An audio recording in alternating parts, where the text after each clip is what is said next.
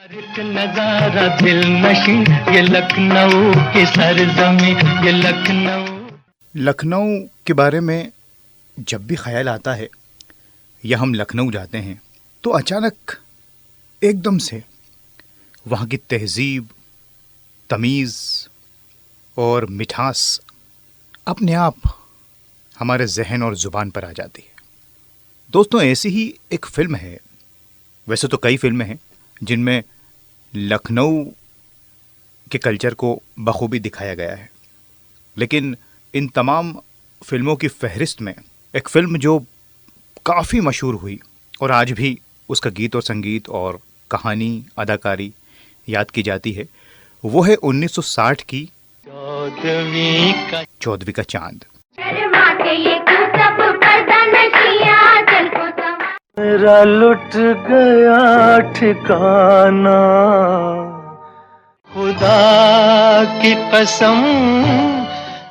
बदले बदले मेरे सरकार नजर हाथ। अरे मेरी भी शादी हो जाए, दुआ करो सब मिलकर भाई।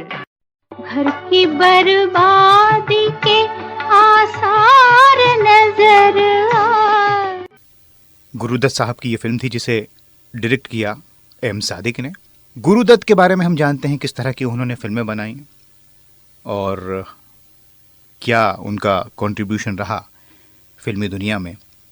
प्यासा, कागज़ के फूल, साहिब बीबी और ग़ुलाम, और इसके अलावा उन्होंने एक्टिंग भी की दूसरी फिल्मों में, भरोसा, सांझ और सवेरा, और आखिरी फिल्म इनकम्प्लीट रह गई जिसे फिर बाद में पूरा किया गया उनके भाई के द्वारा, बहारें फिर भी आएंगी।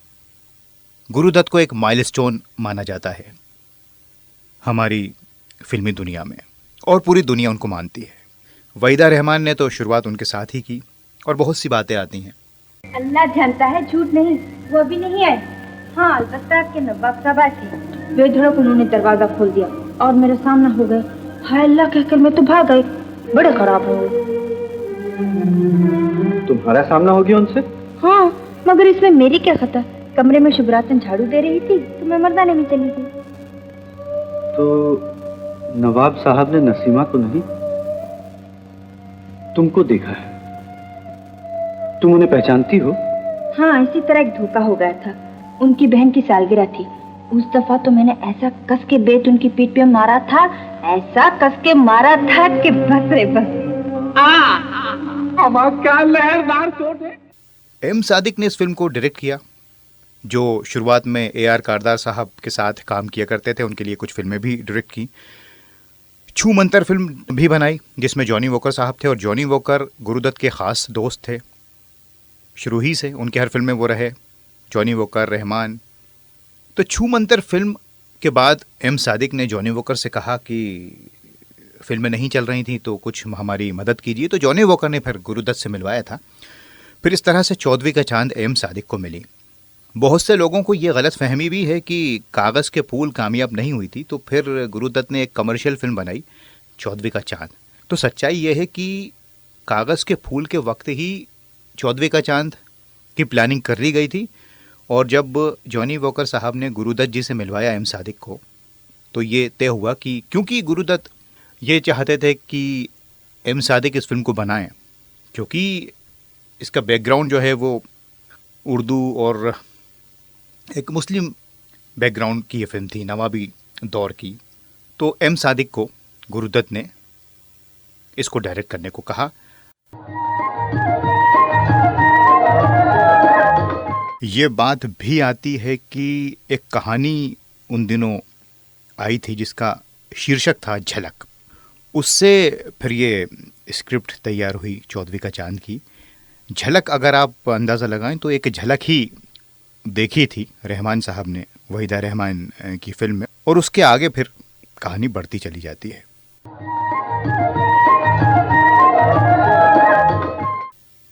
हालांकि ये भी सच है कि गुरुदत्त के पास इसकी स्क्रिप्ट 10 साल पहले से थी चौदवी का चांद की, लेकिन बन नहीं पा रही थी फिल्म। लेकिन जब सही वक्त होता है फिर फिल्म जब ही बनती है। दोस्तों, मुस्लिम बैकग्राउंड पर जो फिल्में बनी वो कई बनी फिल्म इंडस्ट्री में।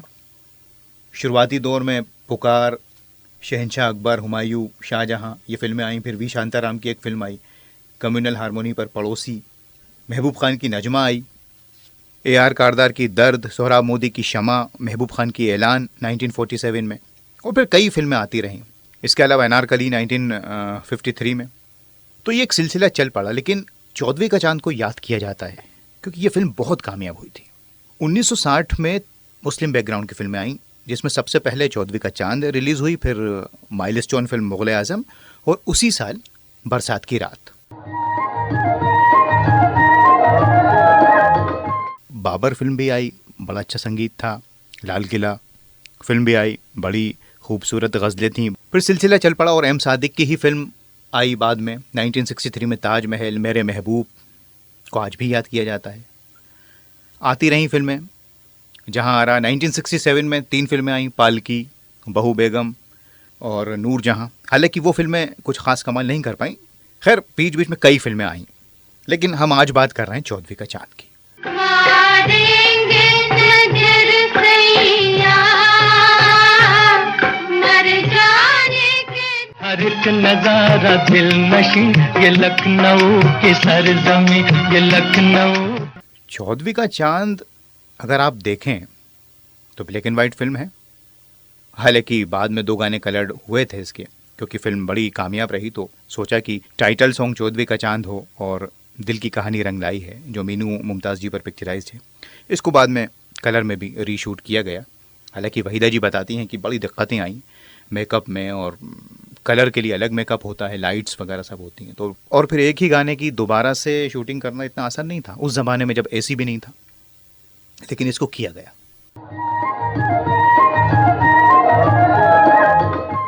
चौदहवीं का चांद के बारे में अगर हम बात करें तो वहीदा जी उसमें चांद तो वही थी चौदहवीं का, लेकिन आपको मालूम है कि उन्होंने इस फिल्म में काम करने से इनकार कर दिया था।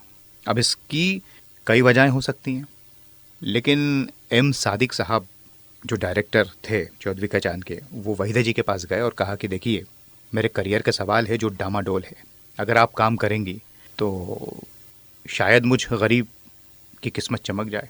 और वहीदा जी ने इनकार नहीं किया, तो फिर लिहाजा उन्होंने इस फिल्म में काम करने के लिए दोस्तों हाँ कह दी। बाकी टीम तो आप जानती हैं, गुरुदत्त साहब, रहमान, जॉनी वॉकर, मीनू मुमताज़, शकील साहब के गीत और रवि साहब का संगीत। रवि साहब का म्यूज़िक लिया पहली बार गुरुदत्त ने। हालांकि S.G. बर्मन दिया करते थे लेकिन S.G. बर्मन ने कागज़ के फूल बनाने के लिए मना किया था गुरुदत्त को, और ये कहा था कि अगर आप बना ही रहो तो इसके बाद फिर मैं शायद आपकी फ़िल्मों में संगीत ना दूं। लिहाजा गुरुदत्त ने रुख किया फिर रवि साहब का। और रवि साहब ये बताते हैं कि गुरुदत्त ने मुझसे चौदहवीं का चांद के लिए इसलिए कहा कि उन्होंने मेरी फिल्म मेहंदी देखी थी, जिसमें अजीत साहब थे, बड़े खूबसूरत नगमे थे उसके, वो आज अपनी महफिल में आए हुए हैं। मुस्लिम बैकग्राउंड की फिल्म थी वो भी।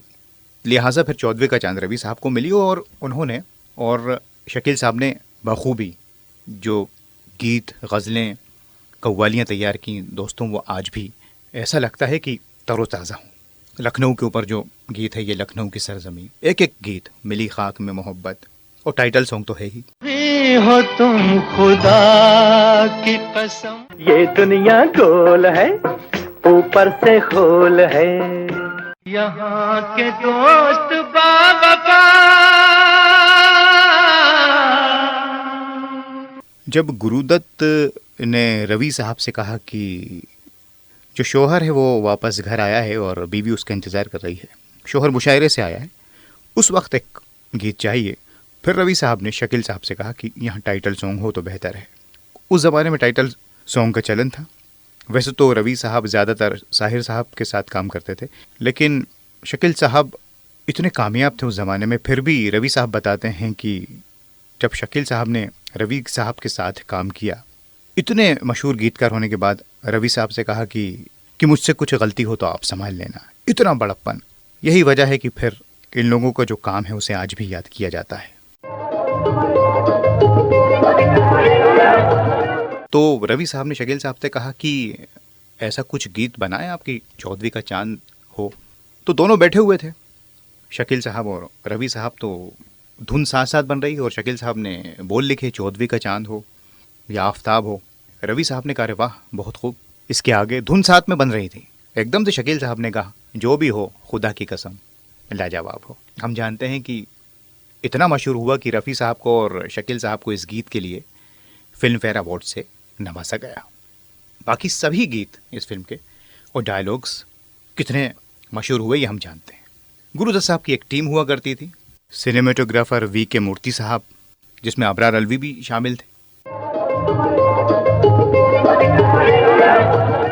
हालांकि ये बात भी है कि जब 2 गाने बाद में रीशूट हुए तो सेंसर बोर्ड के सामने फिर उनको हाजिर होना पड़ा, क्योंकि कलर्ड में थे तो पूरा प्रोसीजर हुआ, लेकिन गुरुदत्त थे। और वैसे तो एम सादिक ने इस फिल्म को डायरेक्ट किया था, लेकिन कुछ गाने, खास करके चौदहवीं का चांद हो या आफ्ताब हो, इसमें जो डायरेक्शन रहा वो गुरुदत्त साहब का रहा। आप देखें उसमें अगर जो पिक्चराइजेशन है उसमें गुरुदत्त का कमाल है। वहीदा जी ने गुरुदत्त के साथ काम किया और वो ये बताती हैं कि उनकी सैलरी फिक्स थी। साहिब बीबी और गुलाम तक जब तक काम किया, और बड़े हेल्प करते थे गुरुदत्त साहब सबकी, चाहे वो क्रू का कोई भी मेंबर हो। ये उनकी तारीफ। ये फिल्म इतनी कामयाब हुई कि 1980 में राजेश खन्ना साहब चौदहवीं का चांद का रीमेक बनाना चाहते थे, और इसके लिए उन्होंने बात भी की थी टीना मुनीम से, लेकिन नहीं बन पाई वो फिल्म, कुछ वजहें रहीं।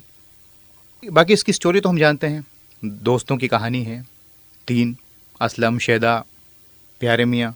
थोड़ी कॉमेडी है, थोड़ा रोमांस है, ट्रेजेडी है, सस्पेंस है, सेक्रीफाइस है, बहुत कमाल की कहानी। यही वजह है कि इस फिल्म को लोगों ने इतना सराहा, और तहजीब और कल्चर को भी लोगों ने बहुत ज़्यादा पसंद किया। और वहीदा जी की खूबसूरती की तो बात ही अलग है। इस फिल्म का क्योंकि मुस्लिम बैकग्राउंड था तो गुरुदत्त ने लखनऊ के कई लोगों से बातचीत की, एम सादिक ने भी मुलाकातें की कि किस तरह से उस कल्चर को हम दिखा सकें, लोगों को जोड़ सकें। तो इसके लिए, और कॉस्ट्यूम डिज़ाइनर हों या मेकअप आर्टिस्ट हों, उन सब लोगों ने कॉस्ट्यूम पर बाकायदा काम किया। लखनऊ जाके लोगों से मिले, जो बॉम्बे में थे उनसे भी मिले, लखनऊ के लोग, तब जाके ये सारी चीज़ें सामने आईं। और रहमान साहब के साथ थोड़ी सी ये दिक्कत थी कि वो थोड़ा सा हकलाते थे डायलॉग बोलने में, और गुरुदत्त के साथ भी ये था कि वो अपनी लाइंस भूल जाते थे डायलॉग की, तो बार बार रीटेक हुआ करते थे। कई बार तो 100 रीटेक हुए, तब जाके फिर इनके जो शॉट और सीन हमारे सामने आए। लेकिन जब आए तो क्या बाकमाल हैं दोस्तों। तो बैठिए। अरे भाई मुझे बुला लेते, फजूल तकलीफ की आधी रात। चलो एक ही बात है, मैं आ गया तो कोई बेइज्जती हो गई या शान घट गई। तुम भी नहीं सोए, क्या कर रहे थे? हिसाब काहे? आपके एहसानों जो आज रुपया, मकान और इज्जत की शक्ल में दिखाई पड़ते हैं। क्या मतलब? नहीं बैठने दोगे? चला जाऊं क्या? इस मकान से जिसे तुम्हारी मेहरबानियों ने खड़ा किया, सभी कुछ तो खो चुका था मेरे दोस्त। एक जान रह गई थी, आज वो भी न होती जो तुम न बचाते। और किसी लायक तो हुआ नहीं, कम से कम मुंह से तो कह लेने दिया करो। ये बात भी कही जाती है कि पहले रहमान साहब को इसमें नहीं लिया जा रहा था कि वहीदा जी के आगे शायद वो ज़्यादा मैच्योर्ड लगेंगे, लेकिन फिर बाद में रहमान साहब ने ही प्यारे मियाँ के रोल को अदा किया, और क्या खूब किया। बेबी फरीदा ने इसमें छोटा सा रोल किया है, जॉनी वॉकर की बहन का। अगर आप देखें, गुरुदत्त साहब ने उनको लॉन्च किया था एज अ चाइल्ड आर्टिस्ट, फिर वो जुड़ गई उनके साथ, और बताती हैं गुरुदत्त कितना पसंद करते थे, यहाँ तक कि उनके आखिरी दिनों में भी जब उन्होंने याद किया तो बेबी फरीदा को याद किया। इतनी लोग तारीफ करते हैं गुरुदत्त की और उनकी फिल्मों की। लोगों के जहन में एक बात यह भी आती है कि चौदहवीं का चांद में गीता दत्त जी ने एक भी गीत क्यों नहीं गाया। तो सच्चाई यह है कि उन्होंने मना ही कर दिया था कि मैं इस फिल्म में कोई गीत नहीं गाऊंगी। उसकी कोई वजह भी हो सकती है, लेकिन उन्होंने कहा था कि नहीं, मैं नहीं गाऊंगी। और जब ये फिल्म ओरिजिनली बनी तो फिल्म की जो लेंथ थी वो 17,000 फीट थी, और बाद में गुरुदत्त ने इसे एडिट किया और ये खाली 14 रील की फिल्म रह गई। और गुरुदत्त ने सादिक जी से कहा कि बाबूजी, हमने गुस्ताखी की है आपकी फिल्म के साथ कुछ। तो एम सादिक ने भी कहा कि ठीक है बेटा, कोई बात नहीं। ये मजाक दोस्तों में चला करता था। बड़े उस्ताद हो यार, कैसे मिला ये दुपट्टे का टुकड़ा? आए हाय मियां, ये मत पूछो। क्यों, और दिल पे चोट लगी क्या? पापा पीठ पे भी चोट दे गई है। क्या कह रहे हो? अरे अरे अरे अरे हमारा क्या लहरदार चोट है, साली ने क्या बल खा के मारा होगा, बिल्कुल नागन की तरह। क्या कर रहे हो? हमारा बिल्कुल ही थर्ड क्लास आशी को यार, जरा सी चोट पे हमें मातम शुरू कर दी। मुझे देखो, सिर्फ तोप का गोला ही आजमाया नहीं गया, वरना तमीजन ने दुनिया की कोई चीज उठा नहीं रखी और सब तय गए। हयादार होते तो डूब मरते। वाकई। छोड़ो इस बात को, अब तो लड़की का पता चल ही गया है। चट मंगनी पट ब्याह, चलो अभी तय किया। अरे मगर ऐसा भी क्या है, जरा सोच समझ लो, अगर उन लोगों ने रिश्ते से इनकार कर दिया तो? अम्मा क्या बात करते हो शहदा, असलम की बात तुम्हारी जूतियों की तुफैल सारे लखनऊ में कोई नहीं टाल सकता। क्यों भाई, क्या कहते हो, चले जाए कल सुबह? अम्मा हाँ यार, यहाँ तो एक एक मिनट मुश्किल से गुजर रहा है। लो भाई, एक और गए, अब रहे तुम तो अल्लाह मालिक है। अच्छा भाई चलते हैं। अम्मा क्या गजब कर रहे हो? अरे हाँ, वो जख्म की ठंडक के लिए नुस्खा याद आ गया। ये जो दुपट्टे का टुकड़ा है ना, इसको जलाकर मक्खन में मिलाकर मरहम बनाकर जख्म पर लगाकर बवक्त तकलीफ आजमाइए। आइए। और जब ये फिल्म रिलीज़ हुई दोस्तों, तो तकरीबन 16 लाख में बनी और इसने कमाए उस ज़माने में 48 से 50 लाख, और 17-18 लाख तो खाली दिल्ली और यूपी में ही बिजनेस कर लिया, क्योंकि वहाँ लाजमी सी बात है उस एरिया में उर्दू और वो तमीज़ और तहजीब, और लखनऊ तो यूपी में ही है, तो वहाँ काफ़ी कमाई की। और फिर उसके बाद तो इतनी मशहूर ये फिल्म हुई कि इसे फिल्म इंस्टीट्यूट्स में भी दिखाया जाता है, स्टूडेंट्स इसे देखते हैं और सीखते हैं। दोस्तों, चौदहवीं का चांद को लेकर ये हमने बातें की, उसके गीत और संगीत को, कव्वालियों को, म्यूजिक रवि साहब का। यहाँ के दोस्त बाबा